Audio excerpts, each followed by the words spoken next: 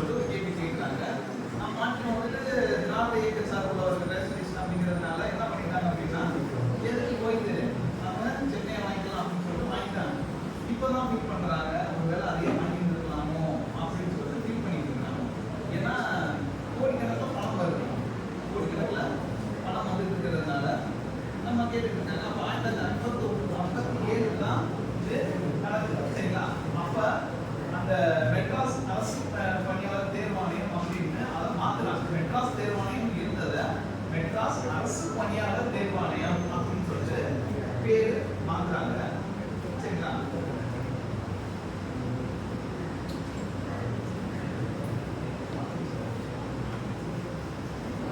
சரி, 57 மாத்தினாங்க. அந்த 57 மாத்தினதை 1970 வந்துட்டு தமிழ்நாடு அரசு பணியாளர் தேர்வாணையம் அப்படின்னு சொல்லிட்டு 1970 மாத்துறாங்க, சரிங்களா? 1923 ஆரம்பிச்சு 1970 கொண்டு வந்துதான் இந்த தமிழ்நாடு அரசு பணியாளர் தேர்வாணையம் அப்படிங்கிறத கொண்டு வராங்க. இந்த அரசு பணியாளர் தேர்வாணையம்ங்கிறத இதுலயும் ஒரு கொஸ்டினா கேட்டிருந்தாங்க. இந்த டிஎன்பிஎஸ்சி அப்படிங்கிறது எந்த இந்தியன் கான்ஸ்டிடியூஷன் கீழே வந்து வருது அப்படின்னு சொல்லி அது ஒரு கொஸ்டினா கேட்டிருந்தாங்க, சரிங்களா? அப்ப அந்த என்ன சட்டம் அப்படிங்கிறது அது பிரிவு 14 234 315 323 வரை இருக்கக்கூடிய அந்த இந்தியன் கான்ஸ்டிடியூஷன் இந்திய அரசியலமைப்பு சட்டத்தின் கீழே தான் இந்த நிறுவனம் செயல்படுது அப்படிங்கிற மாதிரி ஒரு கான்செப்ட், சரிங்களா? சரி, அடுத்து பாருங்க. டிஎன்பிஎஸ்சி எக்ஸாம்ஸ் எழுதிருக்கீங்க எல்லாரும். டிஎன்பிஎஸ்சி மொத்தம் எத்தனை எக்ஸாம் எழுதிருக்கீங்க?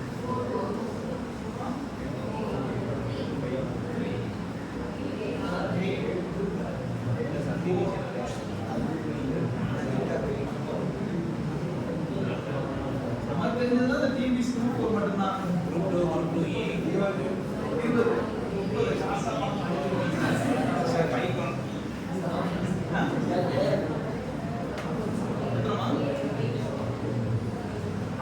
டிஎன்பிஎஸ்சில மொத்தம்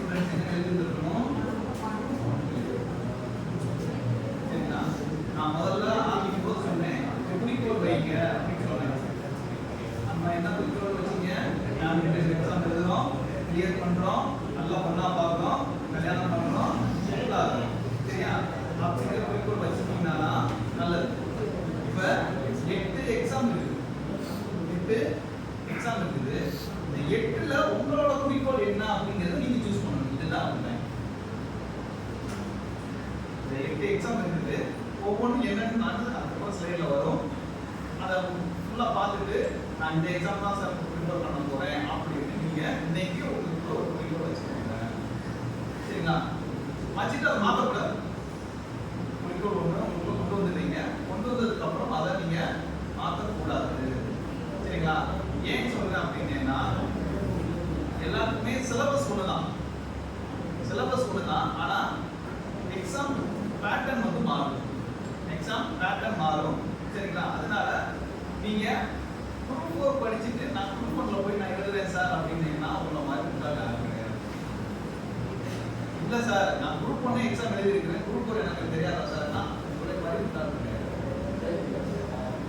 ஏன்னா ரெண்டுமே வேற வேற, சிலபஸ் ஒண்ணுதான், மெட்டீரியல்ஸ் எல்லாம் ஒண்ணுதான், ஆனா பேட்டர்ன் வேற,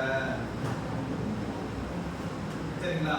அதனால இந்த எக்ஸாம்ஸ் எல்லாம் பார்த்துக்கோங்க. பார்த்துட்டு ஒவ்வொன்றுக்கும் வந்துட்டு என்னென்ன எக்ஸாம்ஸ் இருக்குது, என்னென்ன போஸ்டிங் இருக்குது அப்படிங்கிறத நம்ம பார்க்க போறோம், சரிங்களா? எனக்கு வந்துட்டு நான் நல்லா படிக்க மாட்டேன், நான் 10th 12th வரைக்கும் ரொம்ப ஸ்மாரான ஒரு பையன் தான், படிக்க மாட்டேன். ஆனால் அந்த டிகிரி வந்ததுக்கப்புறம் எனக்கு என்ன ஒரு கான்செப்ட் வந்துச்சு அப்படின்னா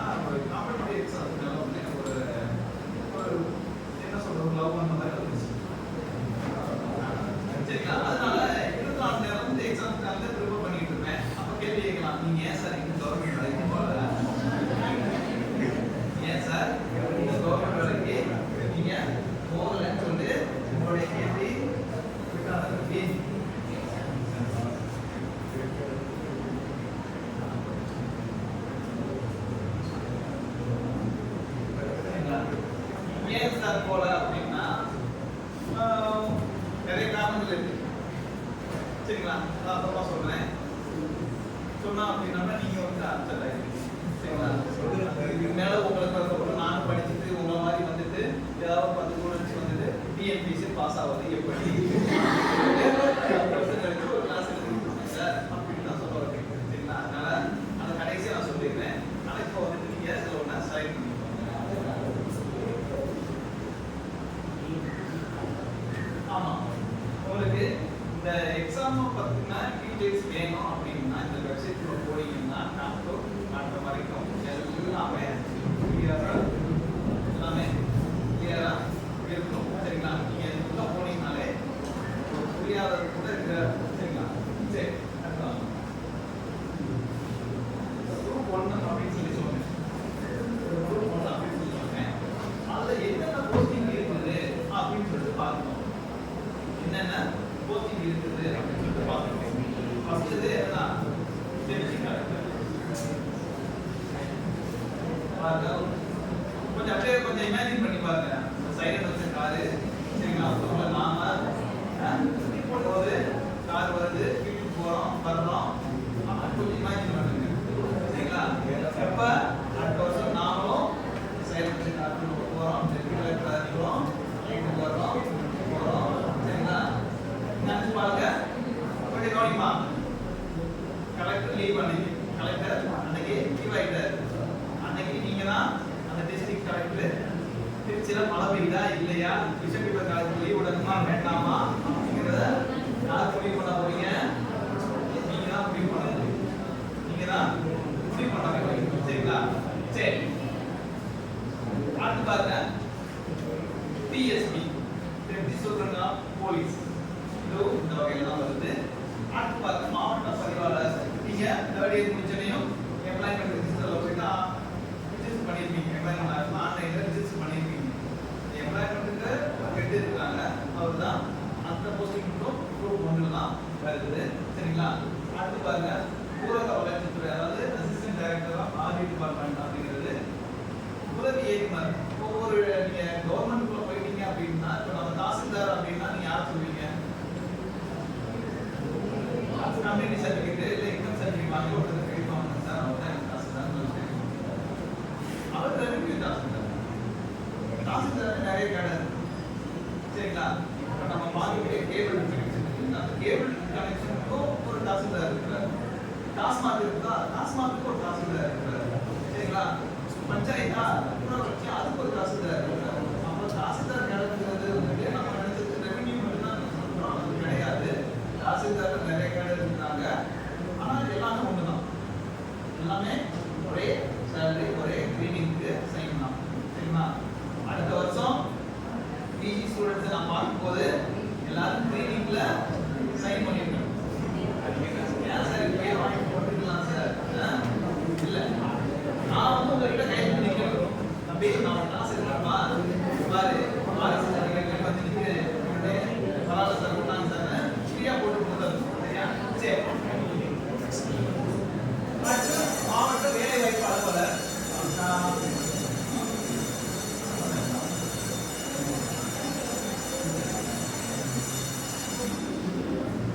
சரி, அப்படியே கொஞ்சம் அப்படியே ரீட் பண்ணிக்கோங்க. உங்க என்ன அப்படியே ரீட் பண்ணுங்க. ரெண்டாவது வந்து இந்த குரூப் 1லே வந்து குரூப் 1A அப்படின்னு சொல்லிட்டு ஒரு பிரிவு இருக்கு. குரூப் 1A ன்னு ஒரு பிரிவு உள்ள போகுது. சரிங்களா? அது பார்த்தோம் அப்படின்னா ஃபாரஸ்ட். சரிங்களா? ரெண்டாவது வந்துட்டு குரூப் 1B. சரிங்களா? அது என்னன்னு சொல்லி பார்த்தோம் அப்படின்னா assistant commissioner AC, assistant commissioner AC. Group 1C அப்படின்னா டிஓ. ஸ்கூல்ல படிக்கும் போதுலாம் டீச்சர்லாம் வந்துட்டு நாங்க எல்லாம் கூட்டிட்டு வந்துருக்கோம், நேரத்தில் விட்டு வந்துருக்கோம், காலையில படிச்சு வந்துருக்கோம்னு சொல்லிட்டு நம்ம எல்லாம் நடத்திருப்பாங்க. ஏன் கேட்டா டிஓ வராது அப்படின்னு சொல்லிருப்பாங்க. அதுதான். சரிங்களா? சரி, அடுத்து பாருங்க. அடுத்தது குரூப் சர்வீஸ். சரிங்களா? அப்படியே கொஞ்சம் அதை கொஞ்சம் வேகமாக ரீட் பண்ணிக்கோங்க.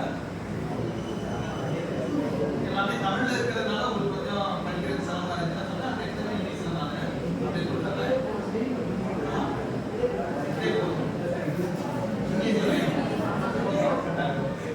இங்கிலீஷ்லையும் நான் கொண்டு வந்துடுறேன். சரி, அந்த ஏஜ் லிமிட்டை மட்டும் தான் நான் இங்கிலீஷ்க்கு கொண்டு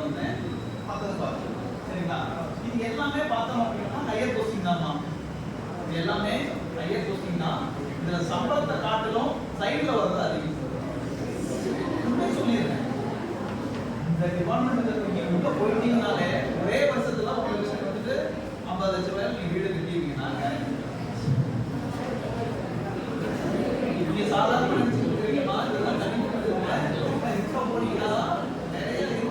நான் தெளிவா சொல்லிடுறேன். சரிங்களா? அடுத்து வாங்க. இதுவும் அதோட சேர்ந்தது தான்.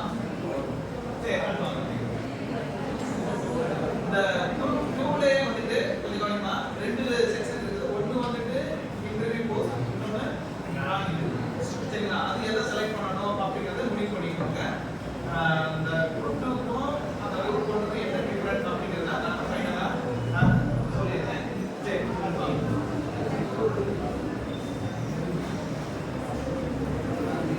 இது வந்துட்டு நான் இன்டர்வியூ சட்டமன்ற செயலி உதவியாளர். நீங்க அந்த சட்டமன்றத்துக்குள்ள போயிட்டீங்கனாலே போதும். சரிங்களா?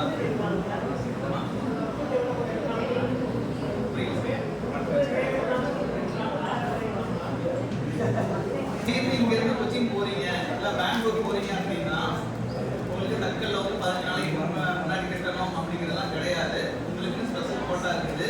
நீங்க போற 1 மணி நேரம் புக் பண்ணாலும் புக் பண்ணிக்கலாம்.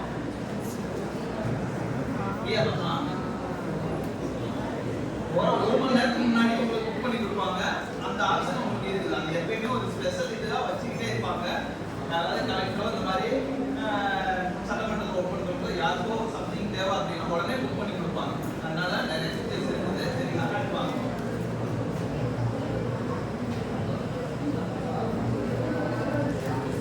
சரி, அடுத்து குரூப் 3 சர்வீசஸ். சரிங்களா? இதில் பார்த்தோம் அப்படின்னா நிறைய இந்த கூட்டுறவு சங்கம் கேள்விப்பட்டிருக்கீங்க. சரிங்களா? அதுக்கப்புறம் பார்த்தோம் அப்படின்னா கைத்தொழில் இதெல்லாம் சம்திங் உள்ள வரும். அதுவும் பார்த்தோம் அப்படின்னா இதெல்லாம் வருமானம் இல்லாத துறைகள். வேலை பார்த்துக்கலாம், வேலை பார்த்துக்கலாம். அவ்வளவா சைடு மட்டும் வராது. மாச சம்பளம் மட்டும் தான் ஆலோசனை. சரிங்களா? இந்த குரூப் 4 அப்படிங்கிறது வந்துட்டு நம்ம அதிகமாக வந்துட்டு திங்க் பண்ண வேண்டாம். சரிங்களா? நம்மளோட ஆம்பிஷன்லாம் பெரிய அளவில் இருக்கு. நம்மளோட ஆம்பிஷன்லாம் பெரிய அளவில் இருக்கு. சரிங்களா? ஏதோ பெருசாக ஒன்று அச்சீவ் பண்ண போகிறோம் குரூப் 4 வேண்டாம். சரிங்களா? எல்லாம் 10th குவாலிஃபிகேஷன் எழுதுவாங்க. அவங்க கூட போயிட்டு நம்ம ஏன் அதுக்கு டிகிரி படிக்கணும்? நம்ம ஏன் அதுக்கு டிகிரி படிக்கணும்? 10th முடிச்சுட்டு அப்படியே உட்காந்து எக்ஸாம் எழுதிட்டு பாஸ் பண்ணி போயிட்டுலாமே.